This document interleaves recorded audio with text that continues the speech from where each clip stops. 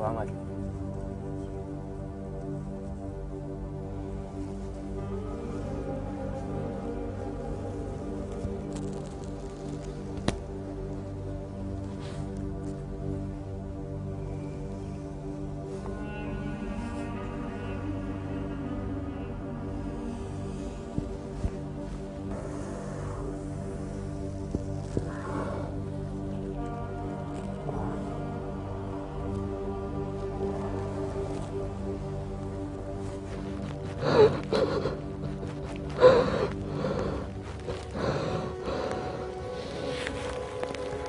كتبت لك حياة جديدة. هذه كأنها نعمة من ربنا. ذقت الموت في 30 دقيقة.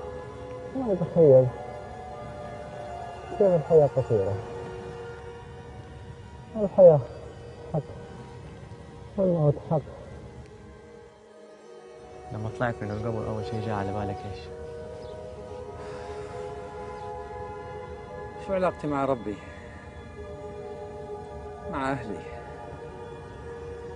مع ناسي، مع أولادي، وأهم شيء معه شو عملت؟ ماذا سوف أغير؟ يمكن هاي التجربة تخيلني أعد ليس ذكرياتي لكن كيف أرتب حياتي. سبحان الله، يمكن دقائق بسيطة لكن كيف أثرت وسوف تؤثر في حياتي.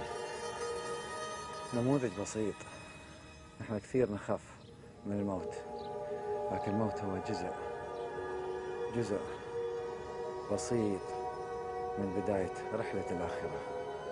وكثير من الناس تخاف من هذا الموت، لكن أعتبر أن هذا الموت جزء لنعتبر، وجزء لنحيا، وجزء لنرد ونعطي الجميل ونعتبر الآن بجسد وروح.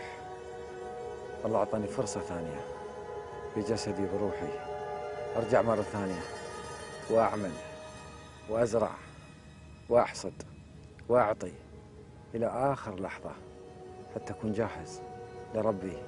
أمتي الملائكة تغسلني بروح بدون جسد، والآن عندي روح وعندي جسد، عندي الكثير بإذن الله. سوف أغير، يمكن تكون دقائق، يمكن تكون أيام، يمكن تكون سنوات، لكن بإذن الله سوف نغير.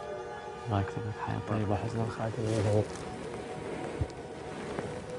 بارك الله فيك.